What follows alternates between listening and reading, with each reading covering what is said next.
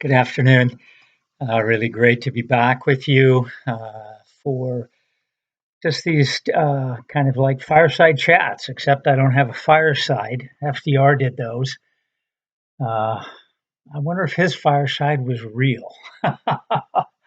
Anyway, great to be back with you. We're in a new year, 2021, and I started off the year at our French church with a teaching on the importance of blessing.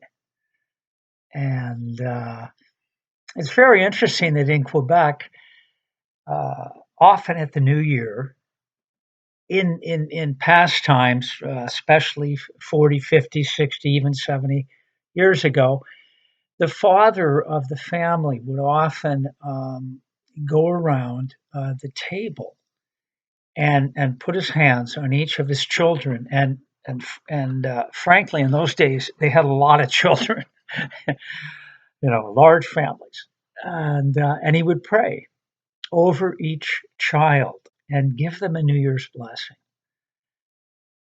And as I was praying myself about that first message, I thought, how important it is to remind ourselves of of the most important blessing, which obviously comes from God Himself. He's the source of all blessing.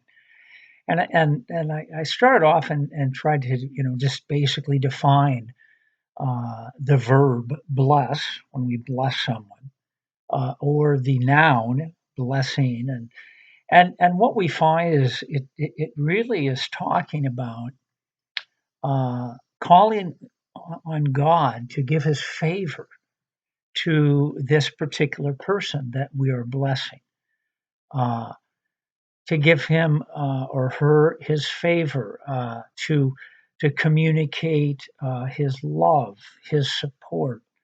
It can obviously include touching them health wise, emotional health, physical health, spiritual health, and so when we do pray the blessing on a person, that's what we're doing. We're asking God, who is the source of all good things, to touch that person. And the passage that I was led to teach on is in Luke 15, what is often called the passage of the prodigal son. Uh, I would call it the passage of the two prodigal sons because they're both prodigals. They're both moving away from what God desires for them anyway. And we see in that passage that the father so incarnates blessing. His whole fashion, his whole way of interacting with his two sons is one of blessing, one of communicating favor and love that isn't based on merit. And that's the critical aspect, that the favor, the love, the support is not based on the merit or the value so much of the person receiving it. It's based on the person giving the blessing. And you see this father with the first son, the younger son, who basically gets impatient and isn't willing to wait till the father dies. So he comes to the father and says, "I want my part of the inheritance." He's like just saying to the father directly in his face, "You're not dying fast enough. I want my inheritance." And incredibly, the father decides to give it to him. And I see the blessing of the father being, he respects the choice of this adult son. He respects his liberty. He respects what the son desires to do, even though the father knows it's going to be painful for the son. It's going to be painful for him as a father. It's going to be painful for the elder son, and really probably for the whole village, because this is just unheard of that somebody asks for inheritance before the father has actually died. But he incarnates blessing. Blessing gives us room. It gives room to the other, to make choices, even when those choices can injure us. And so the young son uh, gets the inheritance, sells it all, turns it into cash, and goes off to a distant land. And that's very clear what it says there. He wastes it there. He wastes it surely on riotous living, on you know wine, women, and song, as we used to say. And and while he's there, he at some point is so destitute. Even though he's a Jewish boy, he's feeding pigs and so hungry he wants to eat the food the pigs are are are eating. I mean, it's a way of as Jesus tells this parable. It's a way of him saying, "You can't get any lower than this. This guy has hit the bottom of the barrel." And obviously, his listeners, the Jewish listeners, would be uh, totally revolted by the situation of this young son. Although they would also be thinking, well, he obviously deserves it. Well, at some point, the younger son comes to his senses and he starts thinking about the blessing that he had been living in his father's home under that umbrella of protection and love. And he starts saying, what am I doing here? Uh, it's like the grace and that blessing that the father had communicated to this younger son throughout his life finally comes to fruition when he gets to the end of his rope. And it teaches us that grace and blessing are patient. We pray for someone, we can pray for our children, and we can, and but things don't get answered right away. And and yet, I'd like to just what I take away from this passage is the encouragement that the blessing that father lived out with that younger son, and probably the blessing he gave him even as he left, comes to fruition when the younger son is at the end of his rope. And he wakes up, he comes to his senses and realizes my father treats his servants better than I'm living here. I could even go back and not even try to make a claim that I'm your son, your long lost son. No, I'm going to go back, tell him I've sinned against him and God, and that I want to be treated like a servant. Would you just take me in as a servant? Obviously, he wakes up then, he comes to his senses, and he heads off for home. And here we see this father who has been suffering for how long we don't know, and he's on the lookout. Now we can picture him every day on the lookout, going to the bay window in the front of his home, and he's looking out, watching for hoping against hope that this son is going to come to his senses and come home, and he does. And we learn from the context that for the father to hitch up his robes and literally go running toward the son and embrace him, it's just against all the rules for that time.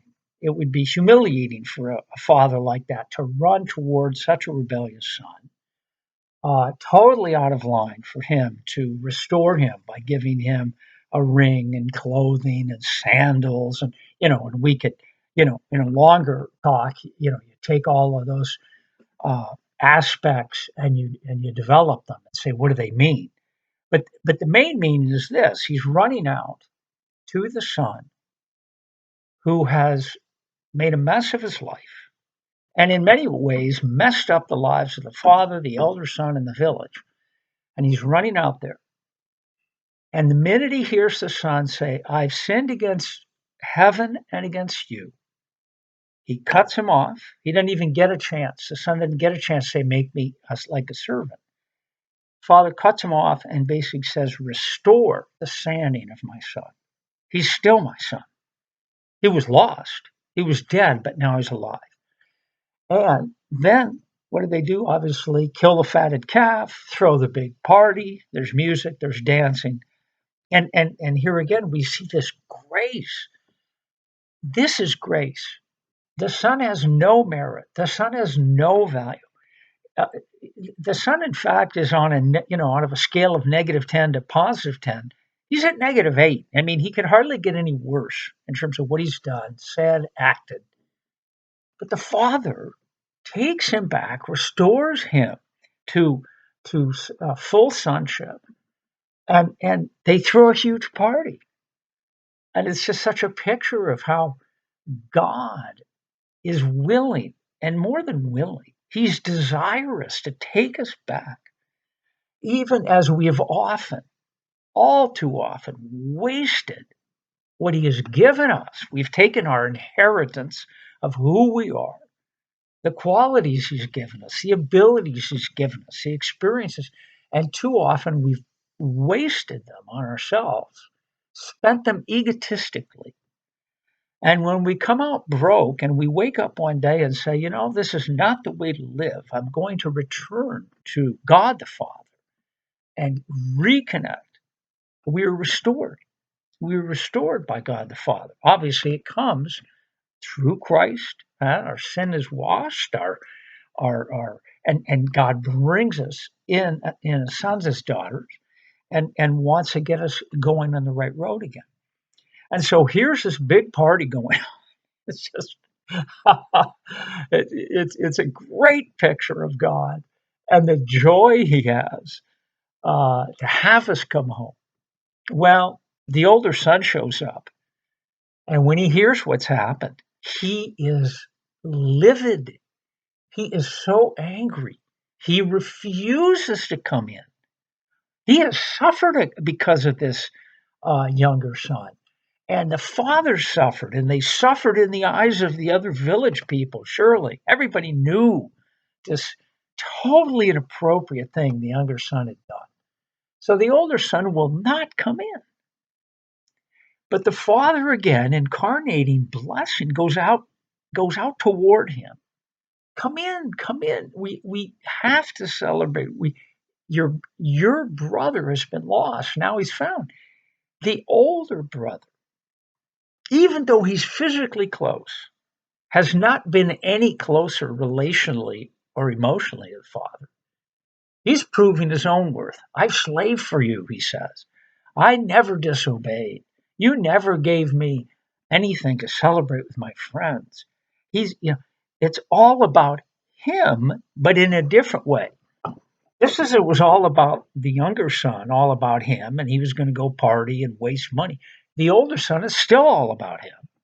It's not about the greatness of the father, the love of being in his house. I've earned it. I should have had this. I should have had this. And the father is like, what? You've always been with me. Everything I have is yours. You haven't you haven't gotten it. You're living physically close, but we're miles apart. You're not grasping what the blessing is that I've been giving you this whole time. And so we have things to learn from the younger son, and we have things to learn from the older son.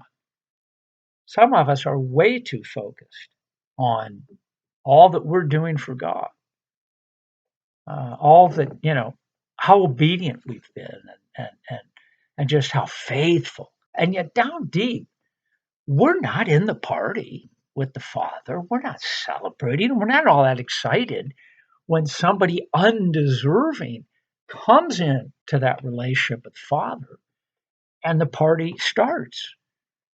We're kind of bah humbug. We're kind of Scrooge. And and that's just not the way to be.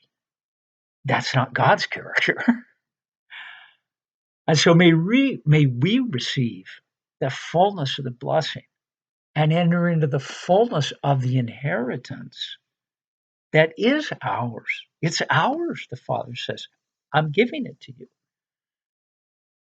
Make use of it. Take part in it. So this year, as COVID continues to uh, do its nasty work and its power, can we enter into that blessing that God has for us and live full, abundant lives in Him?